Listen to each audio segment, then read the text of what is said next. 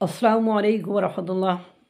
আমি বারবার করে বলি রে ভাই, ধর্মীয় অবমাননা কটূক্তি এগুলো যদি ঘটে থাকে, ভাঙচুর করো না, লুটপাট করো না, মানে এগুলো না করে তোমরা তাকে আইনের আওতায় দাও। সুনির্দিষ্ট ইনফরমেশন থাকলে সেই সুনির্দিষ্ট ইনফরমেশনটা দেখিয়ে, তথ্যটা দেখিয়ে এগুলো তোমরা আইনের কাছে তুলে দাও। কেননা মার্কিন যুক্তরাষ্ট্র পর্যন্ত আপনারা জানেন কিছুদিন আগে সংখ্যালঘু সহ বিভিন্ন ধর্মগোত্র গোষ্ঠীর মানুষের উপর যে নির্যাতন চালানো হচ্ছে সেটা উদ্বেগ প্রকাশ করেছে। এবং 5ই আগস্টের পরে বারবার করে ভারত সরকার প্রধান বাংলাদেশের সংখ্যালঘুদের উপর নির্যাতন হচ্ছে এটা নিয়ে কথা বলছে। এখন ঘটনা হলো যে আমরা গায়ের জোরে হোক, শরীরের জোরে হোক বা আমাদের ক্ষমতার জোরে হোক, যেভাবে হোক তাদেরকে আমরা পাত্তা দিচ্ছি না। এই পাত্তা না দেওয়ার কারণে আমরা একের পর এক আপাত দৃষ্টিতে এখন আপনি মনে করতেছেন ভালো আছেন, কিন্তু ইন্টারনালি আমরা একের পর এক কোলাপস হয়ে যাচ্ছি। যেমন ট্রান্সশিপমেন্ট বা রেলওয়ে সংযোগের প্রকল্প বাতিল, আপনার আমদানির ক্ষেত্রে নিষেধাজ্ঞা, দ্রব্য আমদানি রপ্তানির ক্ষেত্রে নিষেধাজ্ঞা, এরপরে দেখেন একের পর এক পুশ ইন পুশব্যাক এগুলো চলতেই আছে। এবং সবচেয়ে বিপজ্জনক যে ঘটনা সামনে ঘটতে যাচ্ছে সেটা হলো আপনার বাংলাদেশের জন্য মানে মায়ানমারের রোহিঙ্গারা যেমন এসে আস্থা গেড়েছে, অদূর ভবিষ্যতে হয়তো বা আসাম মিজোরামের ওই অঞ্চল থেকে বা সীমান্তবর্তী অঞ্চল থেকে দেখবেন ওই ধরনের রোহিঙ্গারা বাংলাদেশে প্রবেশ করে ফেলবে। যদি এই ধরনের রোহিঙ্গাদের মতো আবার প্রবেশ করে আপনি কিভাবে সামাল দেবেন? এমনি রোহিঙ্গাদের নিয়েই এখন আমাদের মানবিক করিডোর দেওয়ার নাম করে আমাদের মানে পার্বত্য চট্টগ্রাম অঞ্চলে থ্রেটের মধ্যে আছে। এর মধ্যে মানে ভারতীয় বাংলাদেশি মুসলিম যারা ওনারা এরকম বলতেছে যে প্রেম প্রীত করে এদেশে এসে বাচ্চা প্রোডাকশনটা করে, এই ধরনের কথাবার্তা যেটা বলতে চেয়েছে। এখন ওনারা মানে ঘর বাড়ি টাড়ি ভেঙে দিয়েছে এবং তারা তাঁবুর ভেতরে বসবাস করতেছে। একসময় দেখা যায় এগুলো বাংলাদেশের ভিতরে পুশ ইন করে দিল। তখন আপনি কি করব? আমার আপনার যে কোনো কিছু করার ক্ষমতা নেই।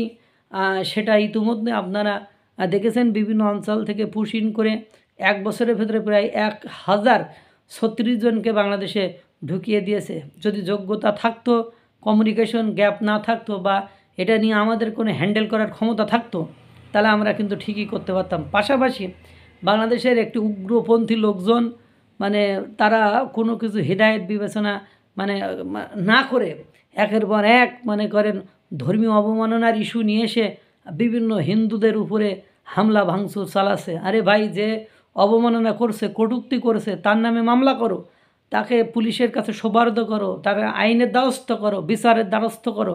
সেগুলো না করে তোমরা তার কাকা দাদা 20-30টা বাড়িতে ভাঙচুর করতেছো, হামলা করতেছো, তাদের স্বর্ণ অলংকার, টাকা পয়সা, মূল্যবান দ্রব্যাদি নিয়ে যাচ্ছ।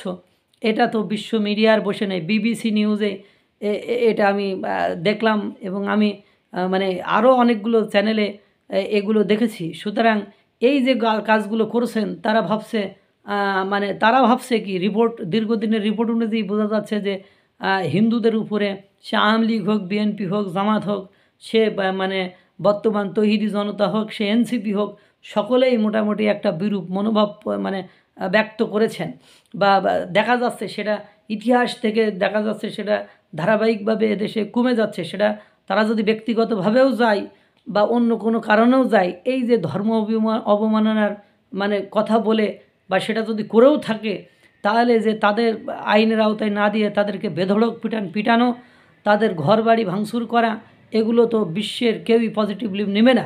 এমনকি ইসলাম ধর্মের লোকজনও এটা পজিটিভলি বা বৈধভাবে নেওয়ার কোনো যুক্তি কেউ দেখাতে পারবে না। মানে এভাবে আপনি আর আপনার উপরে যে জুলুম হয়েছে সেই জুলুমের প্রতিবাদ আপনি সেভাবেই করবেন। আপনার যদি ফেসবুকে হোয়াটসঅ্যাপে কটূক্তি করে সেটা জন্য আপনি বড়দের মামলা করতে পারেন। এইভাবে তো কারোর বাড়িঘর ভাঙচুর করার অধিকার ইসলাম আপনাকে কোনো দিন দেয়নি, ভবিষ্যতেও দেবে না। এগুলো উগ্রতা, এগুলো সহিংসতা, এগুলো নৈরাজ্যতা সৃষ্টি করে, এগুলো বর্বরতা সৃষ্টি করা ছাড়া আর কিছুই নয়। এই যে কাজগুলো করেছেন এইগুলো দিয়ে কি প্রমাণ করতে চাইছেন? দেশকে কোথায় নিয়ে যেতে চাইছেন? একবার কি ভেবেছেন যে এর ফলটা কি, এর ফিউচার ভ্যালু কি? এটা কি একবারও মূল্যায়ন করেছেন? করেন না। যখন প্রতিবেশী দেশ থেকে প্রেশার আসবে প্রতিবেশী দেশ থেকে।